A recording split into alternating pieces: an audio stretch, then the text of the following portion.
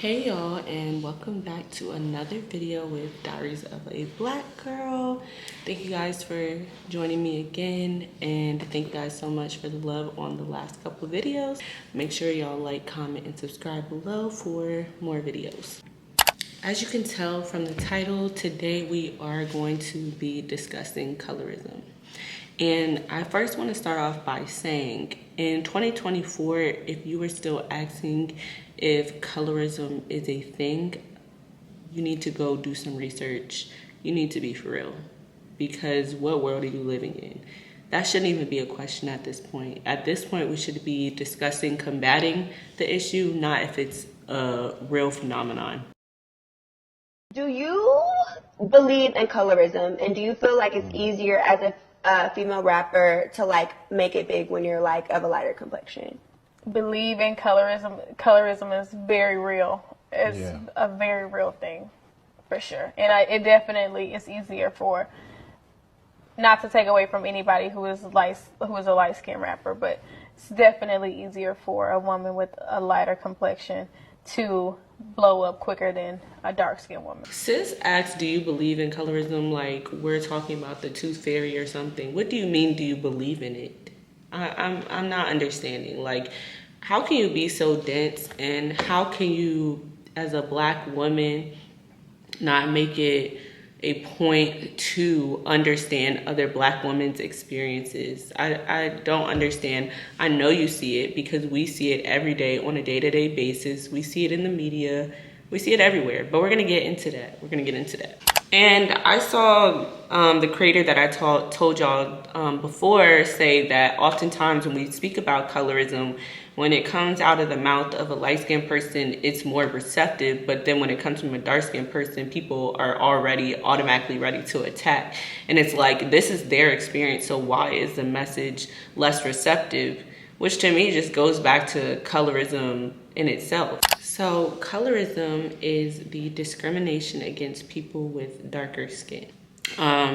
So based off that definition, let's first get something straight. And y'all can come, I'm waiting for y'all to come attack me in the comments, I don't care. But we're gonna stand on this right now. Colorism is not a reverse thing, okay? Only dark-skinned people experience colorism. The way that Black people cannot be racist and white people cannot experience racism is the same way that light-skinned people cannot experience colorism, because colorism is systemic, and the whole basis of colorism is the preferential treatment of light-skinned people and the discrimination against darker-skinned people.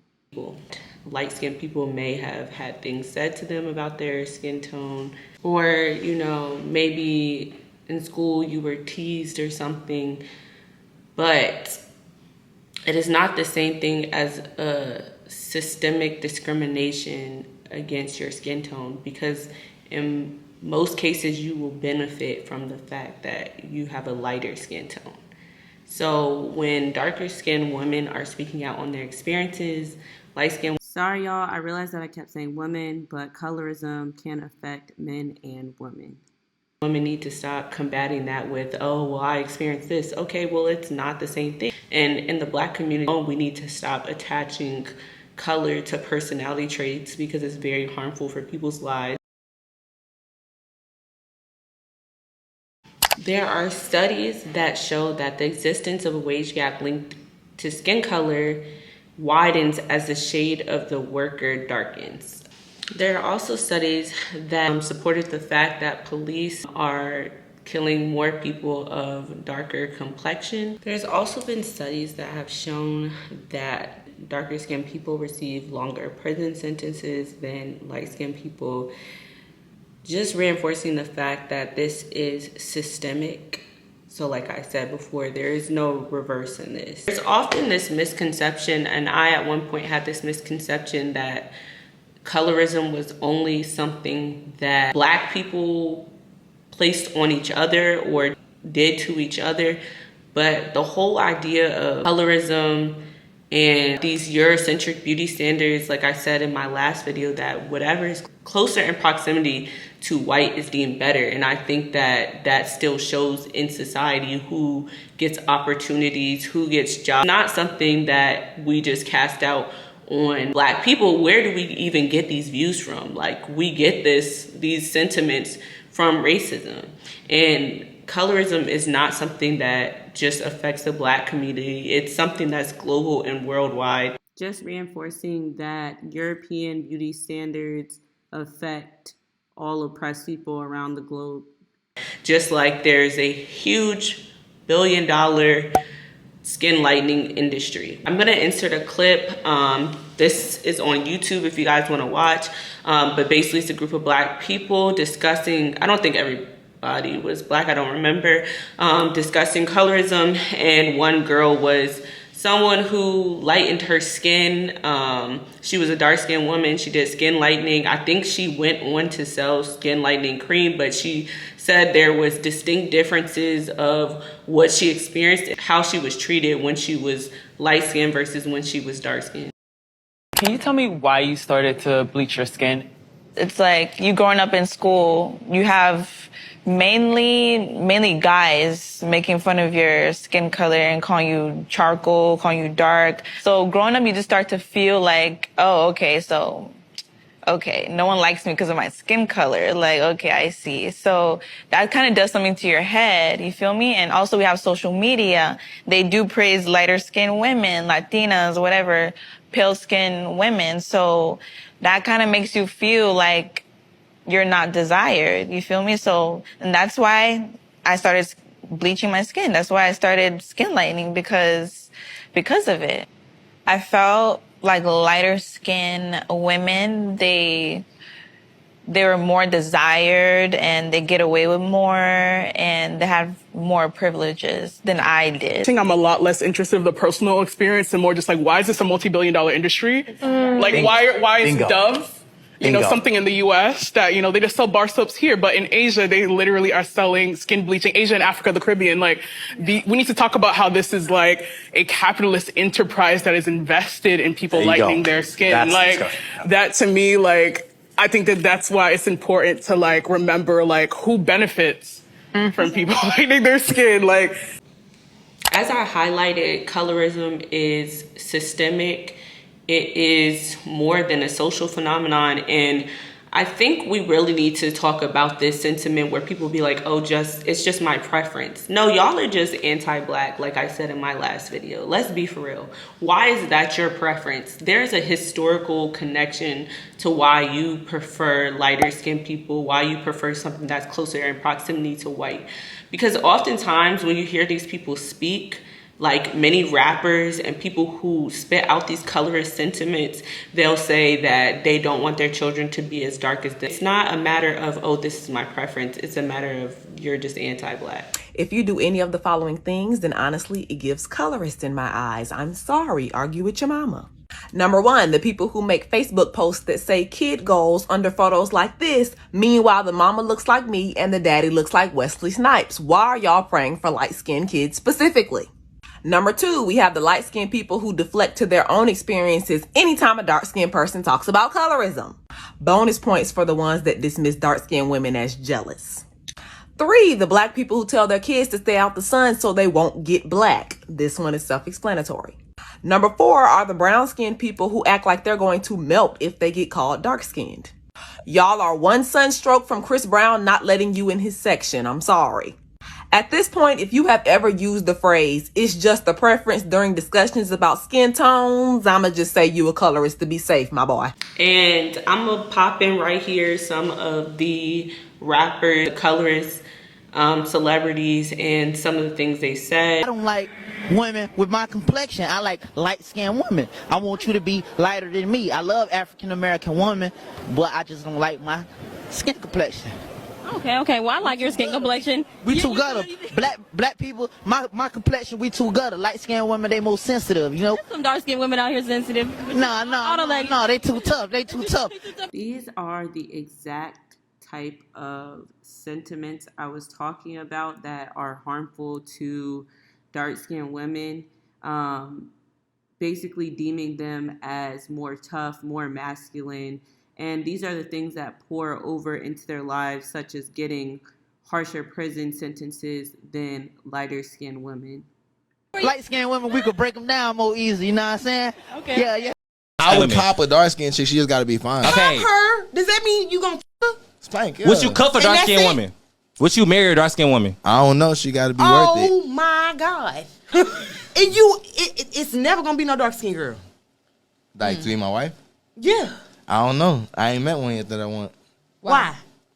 I mean, you tell me. Shit, you gotta ask God I don't about know that. you, sir. I'm saying you gotta ask God. I don't know. But you can any light skinned girl. Not any, cause I curve them too. But I like the light skin. But why? Them hoes fine. Them hoes fine. The too. Them hoes fine too. The black too. First of all, y'all, I don't know who this man is. I don't know if this is like some celebrity or whatever, but some of y'all favorite celebrities, men and women, influencers, are very much colorist. And these conversations are tired. I'm tired of seeing them.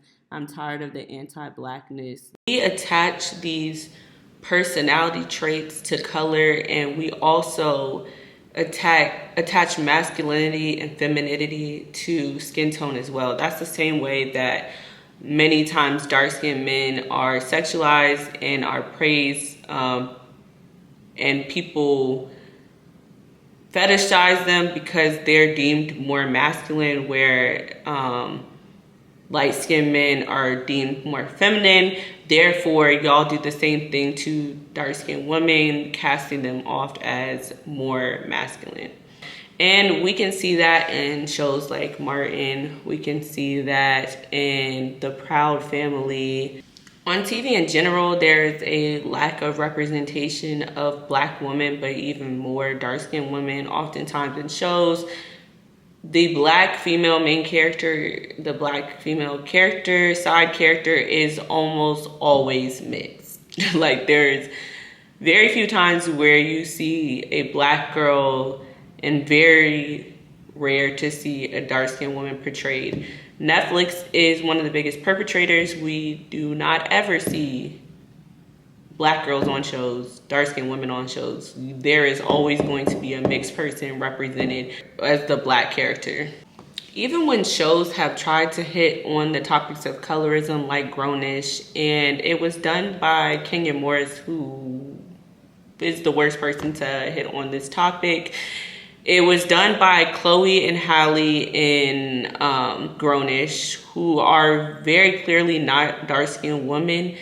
And there is no dark-skinned woman to be present in that conversation. And the characters that were put in that film had no character development, really had no purpose on the show but to fulfill a role of being the dark-skinned person, because the creator of the show clearly did not have dark-skinned people included in the show, even though it's a spinoff from the show Blackish. The characters never in black families seem to make sense. Like you'll literally have two dark-skinned parents and somehow the children are always mixed or light-skinned.